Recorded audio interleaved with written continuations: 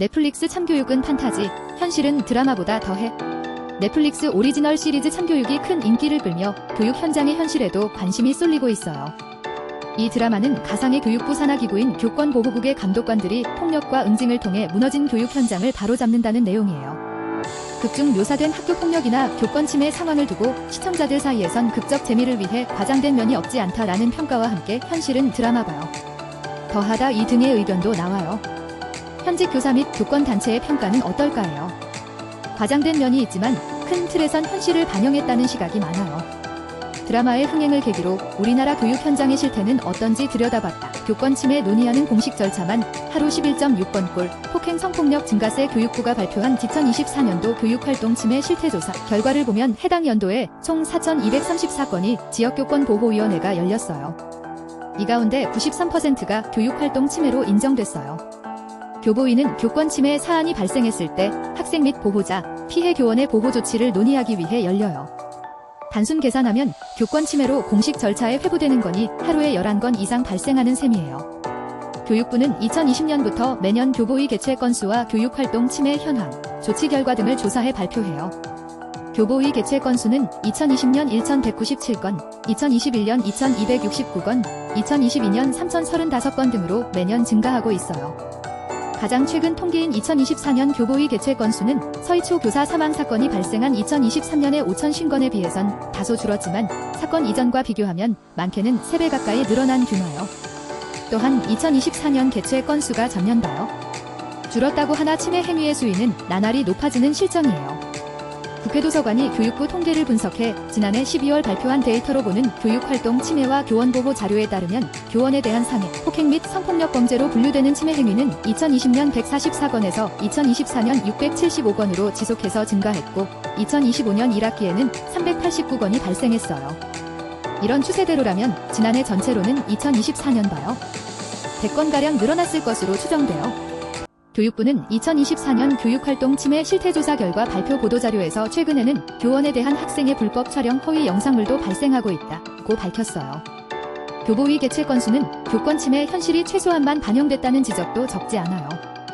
한 교육계 관계자는 제자나 제자의 부모를 신고하는 것에 대한 정서적 부담이 커서 교사들이 교보위 개최를 쉽게 하지 않아요. 참다 못해 여는 것이라며 실제 침해 건수는 이봐요. 훨씬 비일비재하다고 말했어요. 교사노동조합연맹이 올해 4에서 5월 전국 유초중 고 특수학교 교사 7,180명을 대상으로 설문조사한 결과 49.6%가 최근 1년 새 학생에게, 47.7%는 보호자에게 교권 침해를 당한 적이 있는 것으로 나타나 현장의 교권 침해는 더 만연한 것으로 추정돼요. 현실판 우진이 엄마, 학생 봐요. 학부모가 더 무서워 드라마 참교육에는 자녀의 자존감을 이유로 받아쓰기 틀린 문제에 빗금 치지 말라 등과 같은 악성 민원을 제기하면서 공분을 산 캐릭터 무진 엄마가 등장해요. 실제 교권 침해 주체는 무진 엄마 같은 학부모도 상당수를 차지해요. 일선 교사들은 오히려 스트레스는 학생 봐요. 학부모로 인한 교권 침해 발생 시 더 크게 느낀다고 말하기도 해요. 교육부의 2024년 실태조사를 보면 교보위 4,234건, 가운데 보호자 등의 침해 행위로 인한 개최건이 461건으로 10%를 웃돌아요. 보호자의 침해 행위 중에는 정당한 교육활동을 반복적으로 부당하게 간섭하는 경우가 111건으로 가장 많았어요. 이어 모욕, 명예훼손, 공무 및 업무방해 등 순으로 나타났어요.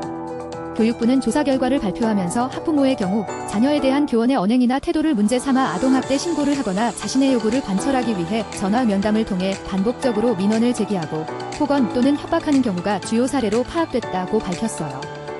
보호자의 교권 침해 건수는 2020년 116건, 2021년 171건, 2022년 202건, 2023년 353건, 2024년 461건으로 매년 늘어나는 추세요. 특히 교사들은 학생 봐요. 학부모와의 관계에서 더 큰 고충을 겪는 것으로 나타났어요. 한국교원단체 총연합회가 지난달 발표한 2025년도 교권보호 및 교직 상담 활동 실적 보고서에 따르면 피해 상담을 한 교사들이 지목한 교권 침해 주체 1위는 학부모요. 학부모는 2022년 이래 4년째 교권 침해 주체 1위를 차지했어요. 지난해 교총에 접수 처리된 교권 침해 관련 피해 상담은 총 438건으로 이 가운데 학부모에 의한 피해가 199건으로 절반 가까이 차지했어요. 이는 학생 61건 봐요. 3배 이상 많은 수쳐요. 장승혁 교총 대변인은 교육부 등을 통해 1차적으로 도움을 받은 뒤에도 해결 방법을 찾기 어려운 교사들이 교총에 도움을 요구하는 경우가 많다면서 학생에 의한 교권 침해는 그래도 선명하지만 학부모에 의한 침해는 사실 입증이 어렵다 보니 교총의 학부모로 상담을 요청하는 비율이 교육부의 학부모 침해 통계 봐요 높게 나타나는 것 같다고 분석했어요. 드라마 봐요. 더한 경우도 교실 환기에 추웠다며 아동학대 신고 교육 현장에서의 교권 침해 사례를 보면 참교육 설정과 비슷하거나 오히려 더한 경우도 많다고 일선 교사들은 이야기해요. 지난해 8월 경남의 한 중학교에선 3학년 학생이 1학년 교실에 들어갔다가 생활지도를 하는 1학년 반 담임 교사를 밀쳐 넘어뜨리는 사건이 일어났어요. 해당 교사는 허리뼈를 다쳐 전치 12주 진단을 받았어요. 같은 해 4월에는 서울 양천구의 한 고등학교에서 학생이 수업 시간 중 휴대전화로 게임을 하는 것을 지적한 교사의 얼굴을 휴대전화를 쥔 손으로 가격한 일이 있었어요. 이런 직접적인 폭행이나 상해에 더해 2014년 아동학대처벌법이 제정된 이후 학부모의 아동학대 신고가 잇따르는 것도 교사들의 어려움을 더하고 있어요. 교총에 따르면 2024년 한 학교에선 수학평가 결과를 바탕으로 학생 및 학부모와 상담을 한 뒤 수학에 대한 자신감을 심어주려는 취지로 개별 지도를 하고자 교탁에 서서 교사와 함께 문제를 풀도록 했어요. 이를 두고 이후 학부모가 교사를 아동학대로 신고하는 일이 벌어졌어요. 학생들이 보는 앞에서 문제를 풀게 함으로써 정서적 학대를 했다는 이유에서요. 최근에는 한 초등학교에서 교사가 교실 환기를 위해 창문을 연 것을 두고 한 학부모가 자신의 아이가 추위를 느꼈다며 아동학대로 신고해 교사가 상담한 사례가 있다고 교총은 전했어요.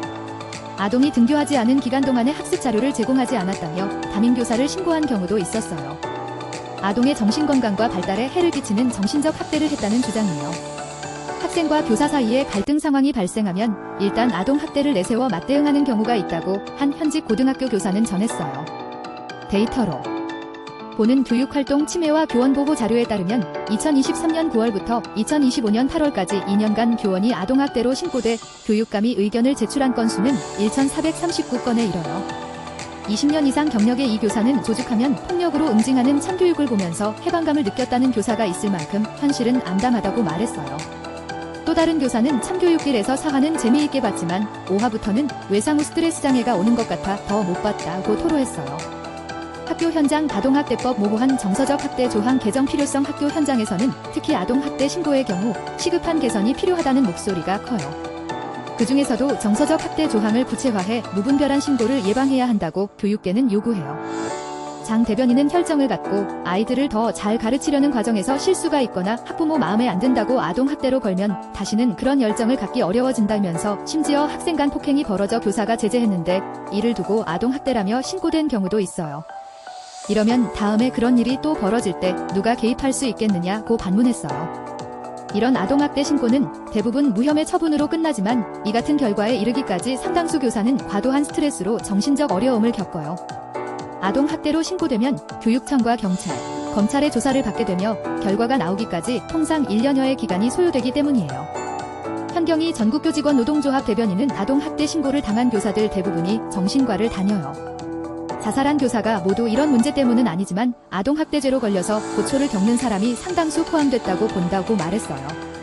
교사노조가 지난 4에서 5월 교원 7,180명을 대상으로 한 설문조사에선 80.8%가 아동학대 신고로 인한 피소 불안을 느끼고 있다고 답했어요. 지난 1년간 사직을 고민한 교사는 55.5%로 나타났어요. 사직을 고민하는 이유 1위는 학부모 등의 악성 민원으로 경제적 처우 불만족을 앞질렀어요. 이를 두고 교사노조는 공교육이 심각한 위기에 처했음을 시사한다고 분석했어요. 교권 침해로 교사들이 점차 무기력해지는 사이 유치원부터 교권 경시 환경에 노출된 아이들이 상급 학교로 진학하면서 그 폐해가 초중 고 전반으로 확산하는 것은 물론 수위도 점점 거세지고 있다고 교육계 관계자들은 전했어요. 교총의 장 대변인은 아동학대 신고로 아이들 간 싸움을 말리지조차 못하게 되면 나중에는 심각한 학교폭력으로 이어지게 된다고 말했어요. 전교조의 현 대변인은 아동학대처벌법이 바뀌지 않는 한 교권 침해의 뿌리를 제거할 수 없다고 지적했어요. 교총은 교권 보호를 위한 종합적인 대책 마련을 요구하고 있어요. 학교폭력처럼 교권 침해 사실도 학교생활기록부에 기재하고 악성 민원 맞고 소재 의무화, 교권소송 국가책임제 도입 등이 필요하다는 것이 교총의 입장이에요. 장 대변인은 중대한 교권 침해 사안에 한해서라도 기록이 남는다면 교권 침해를 줄이는 효과가 있을 것이라고 주장했어요. 현 대변인은 아동학대 신고를 당하면 교사가 혼자 알아서 대응해야 해요. 교사는 개인 사업자가 아닌 공교육 체계 안에서 국가 업무를 하는 사람인데 이들을 지원할 법적인 체계가 마련돼야 한다고 강조했어요. 연합뉴스 팩트체크부는 팩트체크 소재에 대한 독자들의 제안을 받고 있어요. 이메일로 제안해주시면 돼요.